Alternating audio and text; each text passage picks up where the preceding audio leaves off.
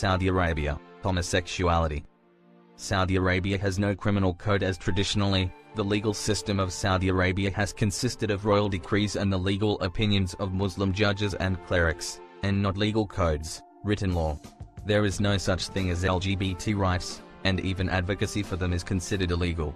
Homosexuality, including transgenderism, cross-dressing, and sodomy, are all punishable by imprisonment, fines, chemical castrations, and capital punishment. There are also no laws against hate crimes and discrimination, so simply identifying as homosexual could put LGBT individuals in extreme danger. There have already been 9 executions for various reasons in 2015 in Saudi Arabia. China, tax fraud.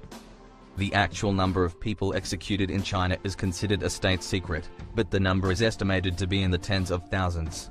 A total of 55 crimes are punishable by death in China, including some non-violent crimes like embezzlement and tax fraud.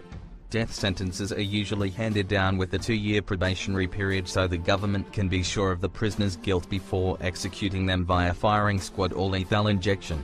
Polling in 2007 found that 58% of the population is in favor of capital punishment, but believe the government should release death penalty statistics to the public. Iran, execution of minors. The official crimes punishable by death in Iran are armed robbery, treason, murder, drug trafficking, rape, pedophilia, sodomy, kidnapping, and terrorism. Iran signed the Conventions on the Rights of the Child with the UN, which prohibits the execution of offenders under 18, but they are still considered the largest executioner of minors in the world. They attribute this to a difference between a Muslim and non-Muslim minor. For murder cases, most death sentences are delayed for up to 5 years in order to allow the opportunity for the accused to pay diya, which is a private settlement claim between the victim's family and the perpetrator. Iraq, coerced confessions leading to execution. While Saddam Hussein and his associates' executions for crimes against humanity may seem like a reasonable use of the death penalty in Iraq, they are extreme examples. Other offenses punishable by death include murder, rape, espionage, and kidnapping. Although individuals over 70 years old are not legally supposed to be executed, in certain cases they are still sentenced to death. The main execution method in Iraq is hanging. There is also at least one known case of minor being executed after claiming that he was tortured and coerced into signing a confession. Yemen, execution without trial. Yemen is another place where homosexuality is punishable by death. But the real problem in Yemen is not the official death penalty laws, but the extreme corruption of the government and its security forces. The police force has been responsible for inhumane treatment, torture, and even unnecessary executions of prisoners. At times there is no rhyme or reason for the incarceration of an individual, and they could find themselves in jail for long periods of time without legal basis. During these times execution could come unexpectedly and without explanation, and there is no way to stop it. North Korea, public execution. North Korea uses the death penalty for the obvious offenses like rape, murder, and treason, but those aren't crimes most people have to worry about accidentally committing. The most extreme use of the death penalty is on people who consume media that is not approved by the government. That explains the problems the film, The Interview caused last year. Other things you can't do in North Korea include possess a Bible, or distribute pornography. That includes lending your favorite video to a friend. Most executions are carried out by firing squad, and it is not unusual for them to happen in public. Sudan, prostitution. Another country where homosexuality, and also sodomy between heterosexual people, is punishable by death is Sudan. Adultery is also cause for capital punishment, as well as running a place for prostitution after 3 offenses. Women are often found guilty of adultery, buried up to their shoulders, and then stoned to death in a version of the death penalty called the had punishment. The had punishment is used for offenses that are considered, according to the Quran, to be against the rights of God. Somalia, adultery. As recently as September 2014, a woman in Somalia was found guilty of adultery in an informal court, and sentenced to be stoned to death. In 2008, a girl of only 13 years old was arrested and accused of adultery, to which she confessed. She allegedly insisted that Sharia law be applied to her case, which means the moral code and religious law of a prophetic religion, Islam, was the basis for her being sentenced to death. She was buried up to her neck and stoned to death in front of 1,000 people. Later, Amnesty International learned that the girl had begged for mercy, and had actually been arrested after being gang-raped by 3 men. Afghanistan, apostasy. Apostasy is the formal disaffiliation from, or abandonment or renunciation of, a religion by a person. In Afghanistan, turning your back on Islam is punishable by death. There are multiple verses in the Quran that condemn apostasy, making it a law based on the interpretations of religion. Converting to another religion is also considered apostasy, so if you are born to Muslim parents and decide it isn't for you, you are at risk of being arrested and executed.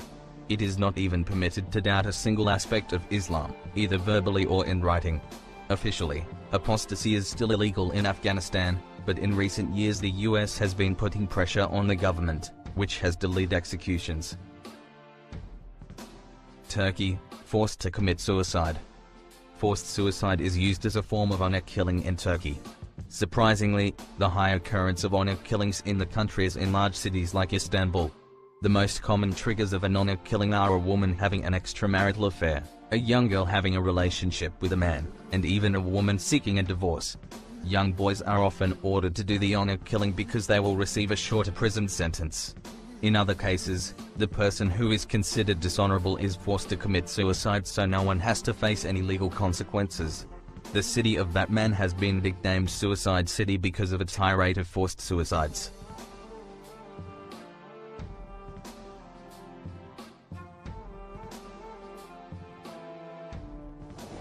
And nearly 200,000 Californians evacuated below the Oroville Dam. Hundreds of thousands more threatened if the country's tallest dam fails. We'll have the latest from Oroville. Officials in Northern California tonight, they're engaged in a frantic fight to keep the nation's tallest dam from failing. 200,000 residents downstream from the Lake Oroville Dam have been ordered to evacuate. State engineers are looking at trying to figure out a way to repair the crippled emergency spillway. The dam itself is obviously under threat. Fox News correspondent Claudia Cohen is at the top of the dam in Oroville. She has the latest for us. Good evening, Claudia. Great to see you.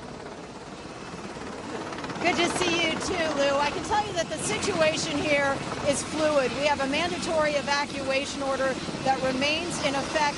That emergency spillway that you mentioned that was teetering on the brink of collapse yesterday is holding, and the water level here at the lake continues to drop. It's now about 6 feet below the rim. It's dropping about 4 inches every hour. The problem is it needs to drop a lot more and fast.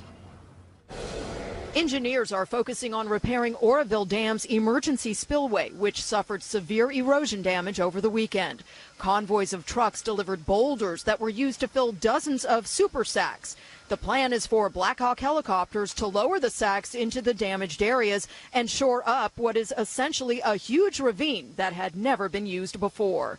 This weekend, there was no choice. The reservoir is considered full at 901 feet. As of 11 a.m. Saturday morning, the water was 6 inches over that limit and started to pour over the emergency spillway. By 3 a.m. Sunday, the reservoir's surface crested at over 902 feet. 6 hours later, lake levels were dropping and are continuing to drop tonight. Continuing to fall. That's also an important point. Our objective is to lower the lake level by 50 feet in order to prepare for future inflow of water. More than 180,000 people were ordered to evacuate, sparking traffic jams and concern among residents. Multiple accidents with injuries on the freeway coming over from Oroville. We were pulling a trailer and it took almost 2 hours. Everyone's panicking. Everybody just got to remember that we're okay at the moment. Try to keep calm. Evacuees and engineers are focused on the weather as more rain is in the forecast for later this week. And a live look at this massive airlift operation that just began here a few minutes ago. A couple of Black Hawk helicopters just ferrying these big sacks of boulders over to that emergency spillway to shore it up. But Lou, I can tell you this is going to be one of the biggest and most expensive repair jobs this area has ever seen. More than $200 million just to fix up the main spillway. And perhaps you can see some of the spray as the water comes crashing down against the broken concrete there. A lot of erosion damage on the main spillway, and of course it may need to be replaced entirely. So this is going to be very costly, and again we have these emergency evacuation orders still in effect until further notice. Back to you. Claudia, could I ask you one question, and that is with the prospect of nightfall, will that interrupt the emergency repairs that are being undertaken? You know, it's unclear. These emergency workers certainly use night vision goggles. That may come into play tonight. We're trying to get a little more information about exactly how long this operation will last. You can see they're picking up another one of these so-called super sacks filled with boulders that have been trucked in throughout the morning and last night from nearby quarries. And they're doing really quick work. They've already taken a few dozen of these sacks over to that emergency spillway. So this operation may not need to last into the evening and darker hours. But if they don't finish today, they're going to finish tomorrow. I can tell you that. They've been waiting here all day to get this operation started, and it started just about 15 minutes ago, and it's going pretty quick. We're going to keep an eye on it. We'll have more updates throughout the night. Lou? Claudia, thank you very much. Claudia Cowan from Lake Oroville, California. And 200,000 people, as she reported, evacuated, and hundreds of thousands more obviously under threat. The good news is the lake's level is falling. Good news. Now the question is, will it be in time, and what does the weather hold in store for the region?